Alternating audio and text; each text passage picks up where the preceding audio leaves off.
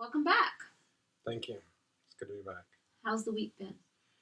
A little bit better. Mm-hmm. This past week was a little bit better. Even though it was not like a hard and fast goal, I did kind of reconnect with some of my support system, which was kind of cool.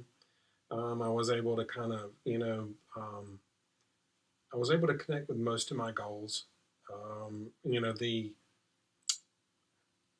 The writing, the journal, was a little bit tougher this time, and not because I didn't want to sit down and try. I kind of did, and I jotted some things down, but they just were not as free flowing. Mm-hmm. This time. The other things, with the gym, and I sent an email to my doctor, got something back from her.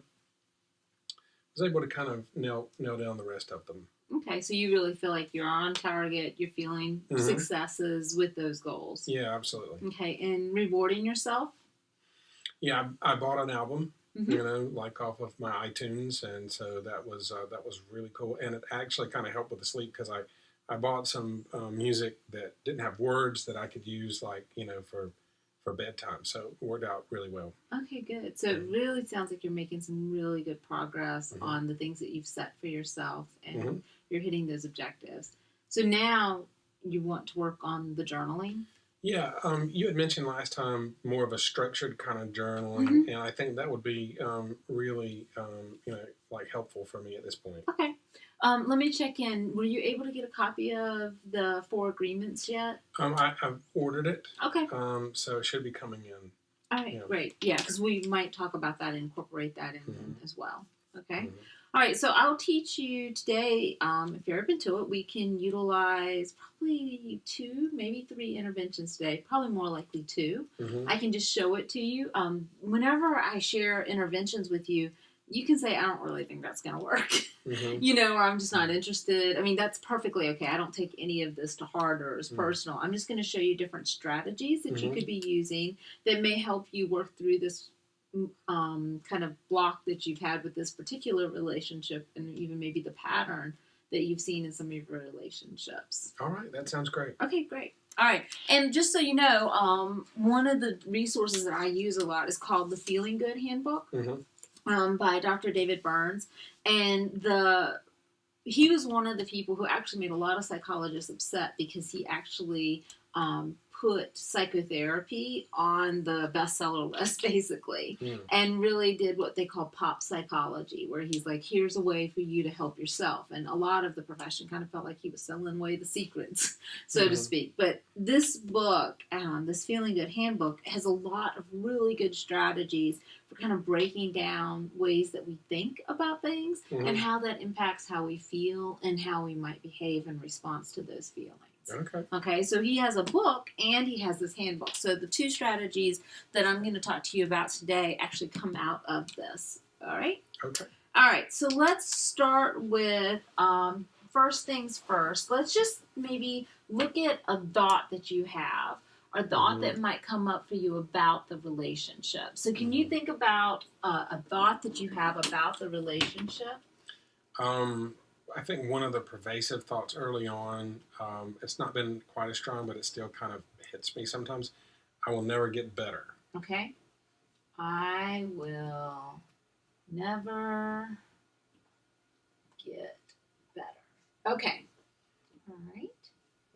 Now, let's talk a little bit about the support for that belief. Okay, so what support do you have for that belief? I will never get better. Well, I would say that I don't, because I already feel like I've gotten maybe a little bit better, But in the beginning, I would say the support, if you would have asked me in the first, week or 2, I would say, well, I feel like I'm getting, worse or definitely not better. And so I would have probably, shared something like that. But at this point, I'd say I couldn't fully support it. Okay, great. So when we talk about the support for this belief, in the beginning, you didn't feel like you were getting better. Correct. But based off what I know that you hadn't set real goals for yourself or broken it down into objectives yet.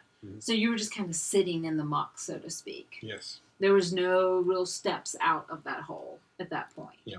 So when we set goals, and when we even broke them down even further into objectives, it was almost like we were building that staircase out of the hole. Mm-hmm. Okay, so then you could see that you were making progress, and we even put in dates and things for you to check in to see, okay, am I making progress? Am I hitting progress? Because before you didn't have those pieces. Correct. So this would have been probably very realistic for you to feel this way. But on hindsight, looking back, not much support for this. Absolutely. Okay. Now, let's take it back one step further and let's talk about advantages and disadvantages. Okay? And so this is one of the first strategies. I mean, the overarching strategy is identifying the thought, which is important. That's a big first step. Okay. The second step to this is identifying the support. What support do I have for that thought? Now I want to do what's our second intervention that we're going to talk about, which is advantages and disadvantages. Okay? So what are some advantages to you having this belief? It keeps me where I am. Okay. You know, I'm not even sure if that would be a true advantage. That would be the first thing that I would think of. Okay. It's hard to write on this way it is, Sure. but keeps me where I am. Okay. What about any other advantages?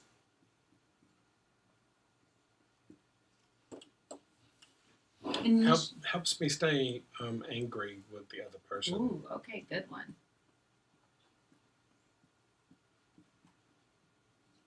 All right. Any others?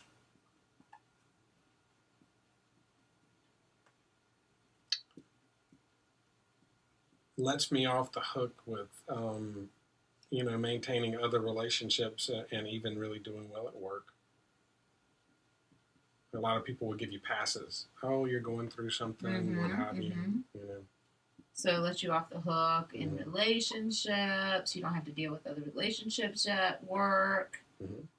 Even maybe in your social group, like a pass out of events and things like that. Absolutely. Okay. Any other advantages to having that thought? Not that I could think of. All right. If any more come up, just let me know. We can always add more. Sure. All right. So disadvantages. What are some disadvantages for that particular thought? Well, I'd say the biggest is just not like moving forward. Okay.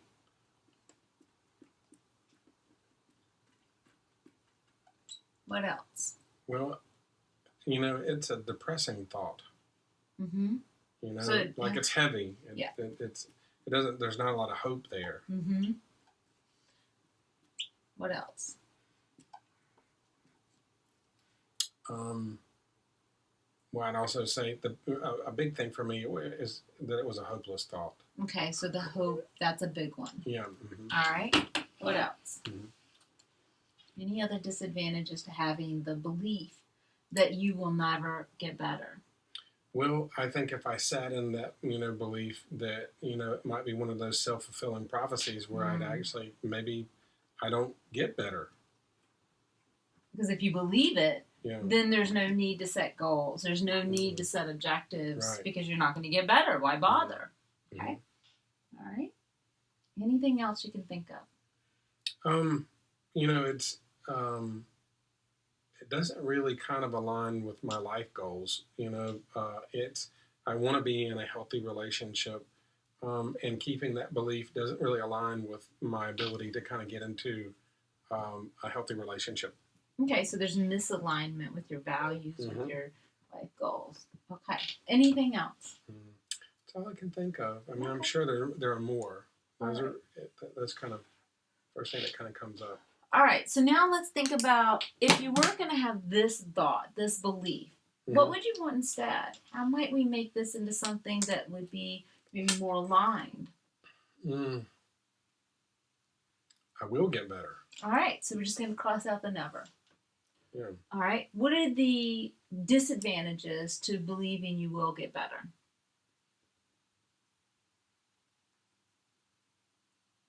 Well, I really kind of struggle with that because I think, you know, that's what I really want is to get better. So a disadvantage, I guess like some of the things that we had, you're saying a disadvantage.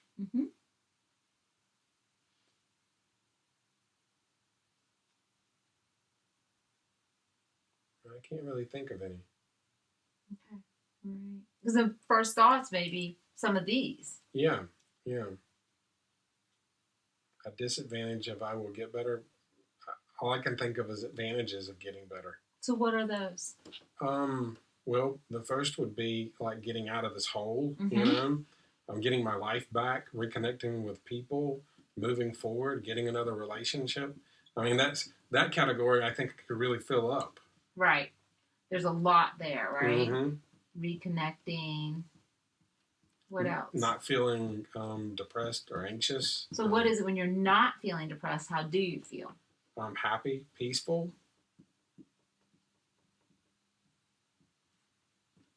Peaceful. Can't write really well this way, but we get the idea. And I'd say like if we were going to, I could pull in some of the disadvantages like from the advantages when we did the reciprocal Mm-hmm. exercise earlier, but, outside of that, I don't think I could add any to that. Okay. When you look at these boxes, Mm-hmm. which one of these is most aligned with where you want to be? Definitely, I will get better. Okay. Yeah. So the advantages of getting better. Mm-hmm. This is where you want to be. That's definitely the quadrant I'd like to camp out in. Okay. All right. Yeah. So this is the type of exercise you can actually use in your journal, Andy. Oh. Okay, so if you find yourself triggered, usually there's a thought that's associated with the trigger. Mm-hmm. So let's say, imagine a song that Mm-hmm. you connected with a relationship. Okay, can you Mm-hmm. think of one right now that might come to mind? I would prefer not to think of I one, realize but- you would prefer not to, but just let's see what happens if we use this exercise with it. Okay, so you want me to think of a song that aligned with, Angel of the Morning. And when you think about that song, what's a thought about the relationship that comes up for you? Mm-hmm. The last movie that we saw was Deadpool, and Okay. that song was actually in that movie. Mm-hmm. And so whenever that song, even though it's like an older song, it's being played more because it's in the movie. And so that comes up and just brings up, like, we had a pretty decent time that night. Mm-hmm. And after that, things started going really like downhill. So Okay. I think about that. So what's the thought associated when you hear that song? Mm-hmm. What do you think about? Maybe that's where things started going downhill. That's where we started losing it. Mm-hmm. I wish I could have that back. I'll never have that again. Okay. All right. So let's try that one. I'll never have that again. Okay. Okay. So that's the thought. What's the support for it? Well, we're broken up, and at this point, whereas early on I was thinking about the potential of us rectifying things, at this point I don't see that as a healthy way to go. So it's pretty much I feel like that's done. Mm-hmm. And so it's just kind of the end of that relationship and the ideal of what we talked about becoming in that relationship and what have you. Okay. You just did another really important step in this, and you began to define what that is. Mm-hmm. Okay, which would be another step to this process. Mm-hmm. All right. So we had the first part is identifying the thought and support for it. Mm-hmm. And then you have the part about advantage and disadvantage. But there's another piece that can go in between that I think is really important, and that is defining vague terms like that Mm-hmm. is another key step to this. So when you say I'll never have that again, Mm-hmm. be very specific. What is that? In this case, I would think the specific relationship with Alice Spencer. Okay. I believe that I will have a relationship again with someone else, just not with that person. Okay. So the thought is I will never have a relationship with Alice Spencer again. Correct. Okay. And when you think about that now, I will never have a relationship with Alice Spencer again. Mm-hmm. What are the feelings associated with that?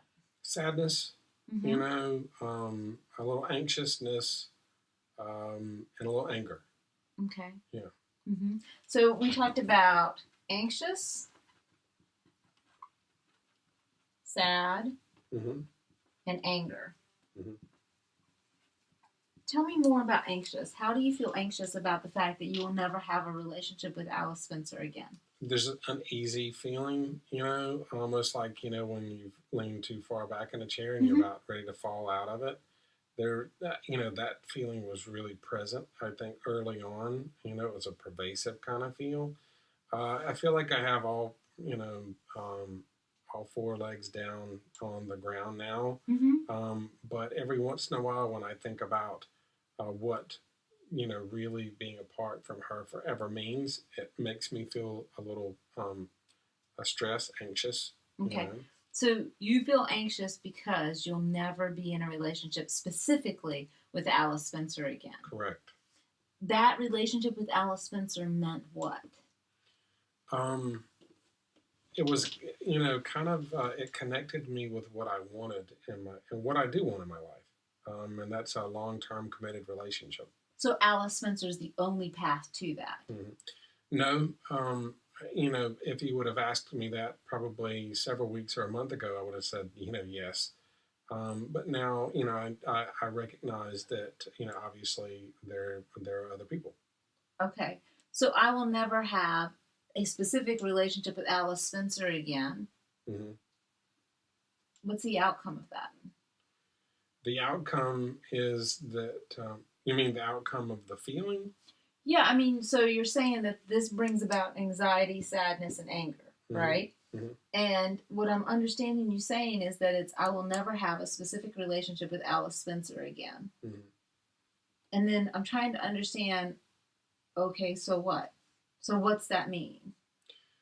That means that, that relationship is completely done. And it'll never be again.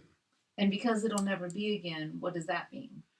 That means that, kind of like I'll never be in a part of her life again. What does it mean to you? Kind of like a death, like a separation, like a complete, like coming apart. A loss. A loss, yeah. And that loss causes what for you? Heaviness, sadness. It's disturbed a lot of my life. Being able to move forward with work. These other things that I really kind of want to do.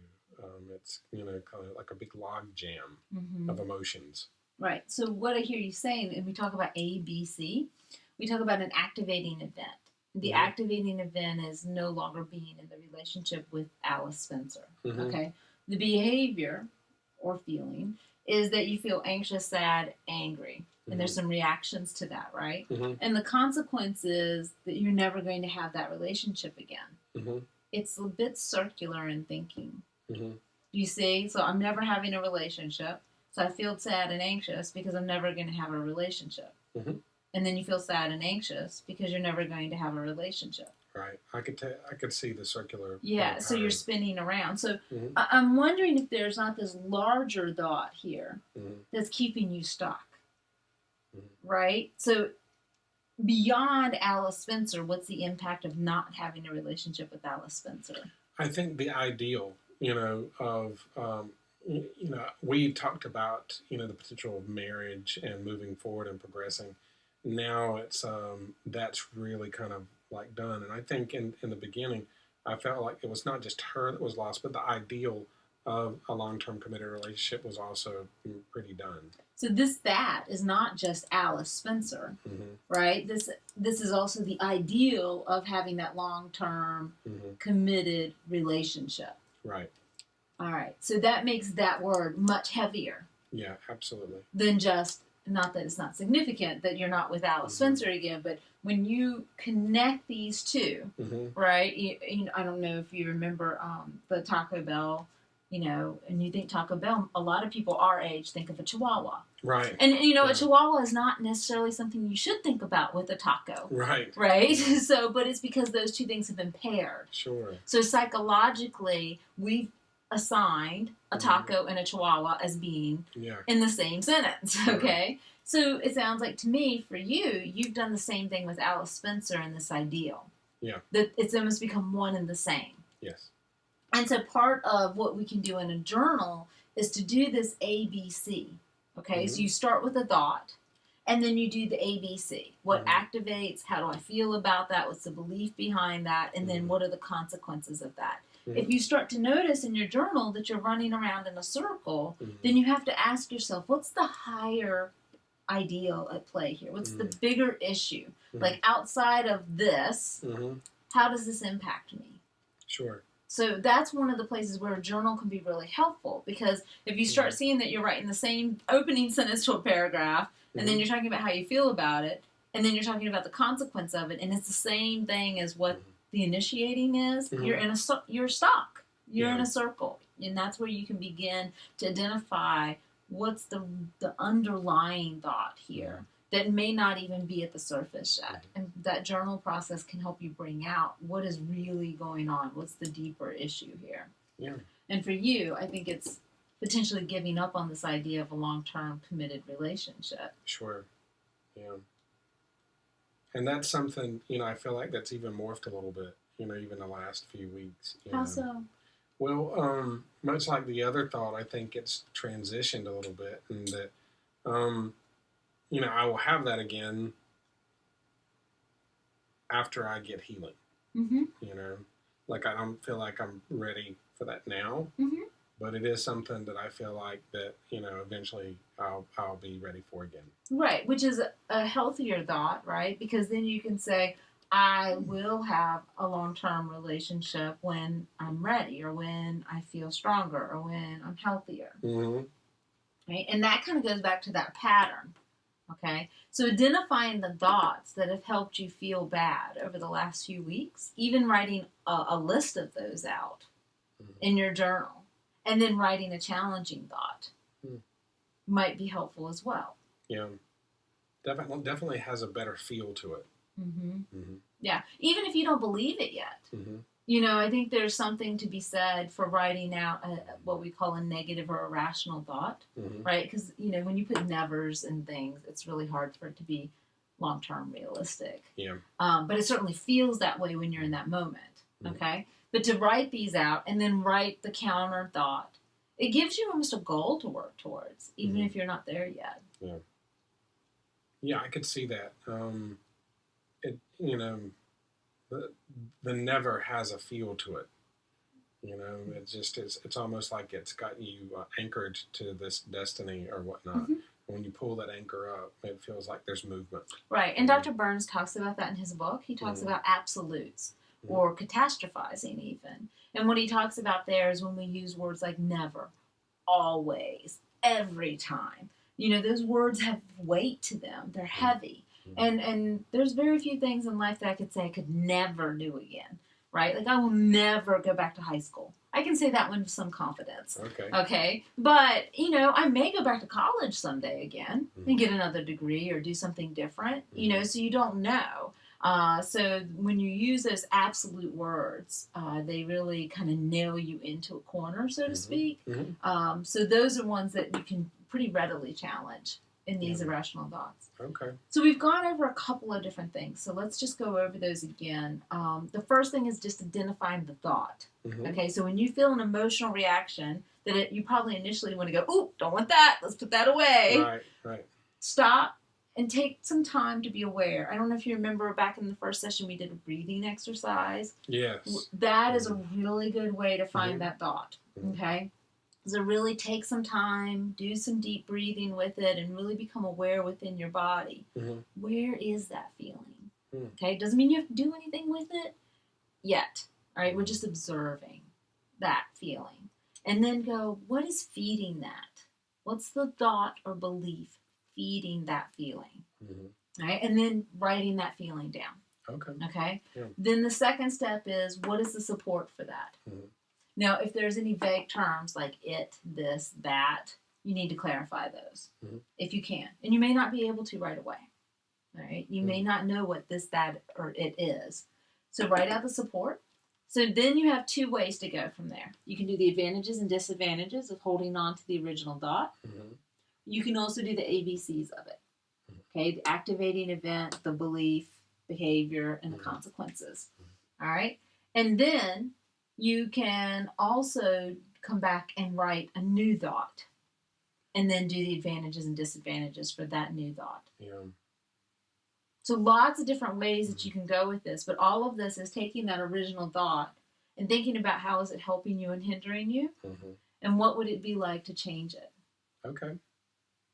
Yeah. It's really interesting when we try to find the support for some of these beliefs. Yeah, I could see that. I really have to.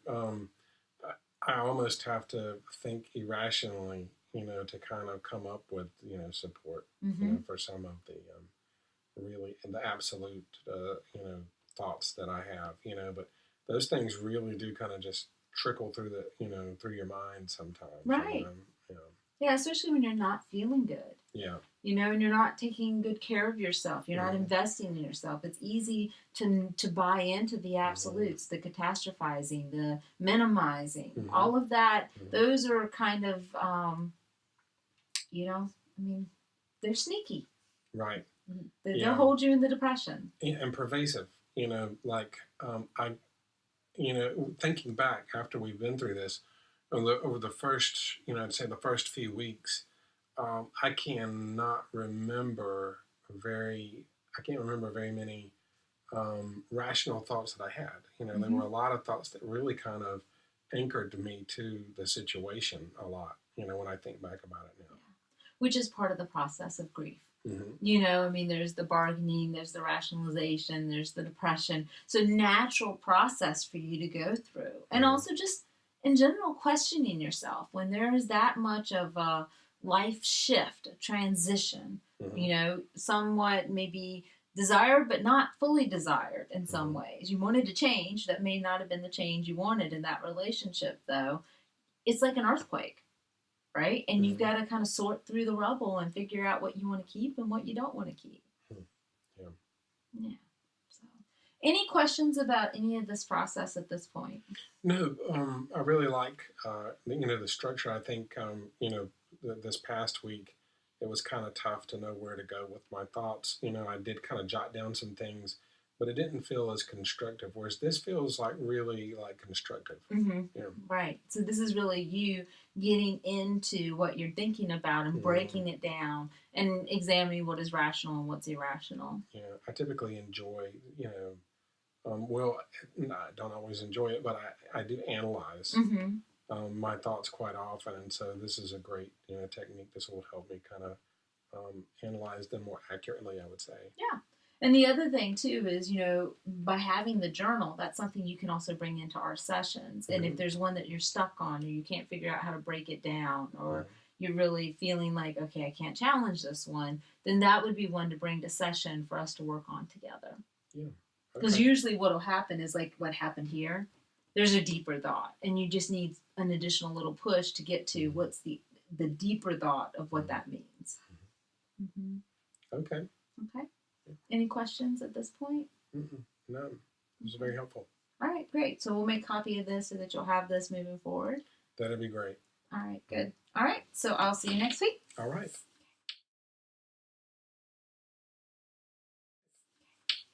All right, Andy, so what was helpful in the session? I think, the biggest thing was the structure. Obviously with the cognitive therapy piece, being able to kind of identify some of the anchors to the really heavy feelings and sensations, and even more helpful, learning strategies to kind of hoist or bring that anchor up to get movement in the ship, so to speak. Yeah, I like that analogy. Yeah, because it's kind of like sometimes we think, oh, there's an anchor there. We know there's an anchor holding us there, but we're not going to look at the anchor. Or we're not going to see if we can even pick it up. Right. Yeah. Or not knowing how. Right. I think in the beginning, when someone comes in with a trauma piece or a loss or whatnot, their thoughts are very restricted and whatnot, and very focused and usually on the negative. So I think this kind of really helps break that up a little bit. Again, for me, I like that type of organization. Mm-hmm. So it really is kind of helpful to see that and write that out, and to interact with the thoughts. Very helpful. Right. One of the things, though, that I see sometimes an error that I think students make with interventions is I don't think I was doing anything for you. Mm-hmm. I wasn't speaking for you. You know, all the words that are on this chart were your words. Mm-hmm. Even this, moving from the person to the ideal, it was just me asking clarifying questions or reflecting things to you that didn't quite fit. Right. Right. And really pushing you to go deeper with it. But it wasn't me saying, hey, do you think maybe you lost the sense of, a marriage and you're never going to get married again? Yeah. That piece was important too, that, while it's clinician directive, it is not clinician directed. And I think that's an important distinction with some of these other therapies and interventions, is to know that it's still client-centered. Yeah. I never got the feeling that you were issuing my thoughts or my feelings. Right, exactly. So, which I think is incredibly pertinent. Right. And even if I may think there's a better word, right? Or maybe I'm like, oh, if we could just get to this word, I don't write that word down. I use your words. I use the words that you've given me so that you can see that reflected to you. And I find the whiteboard particularly to be really helpful for clients because they can see it. They can see the development of it. They can say, oh, well, these are the same as this, and this is the same as this, and they can start making those connections. I think that's great that the whiteboard works so well for you. With me, my writing would trail off so much. So, I don't know if it would. It was hard writing at this angle, but, typically what I'll do in my, my full-time practice is I would keep this loose. I didn't have it on the wall or anything. I would keep it under the couch or beside my chair so that we could put it out on the floor. And, sometimes the client and I both would sit on the floor and write on it or, do things like that. And I think it was really a useful tool that was very flexible in how we could use it. And, I would often have clients write it. Again, that ownership and that internal sense of these are my words and this is what I'm saying and how I, see it. Very cool. And like I said, lots of times nowadays, clients will want to take a picture of this. They want to keep a picture, to help them remember how to do the process. All right. Anything else you can think of that would be helpful for the students to know?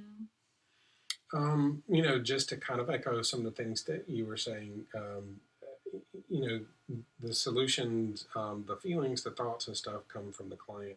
And you're doing things to encourage that, elicit those responses from the client, but not issuing those things to the client, not projecting, certainly, those kinds of things. So being super aware of that, no matter what interventions you're using. Yeah.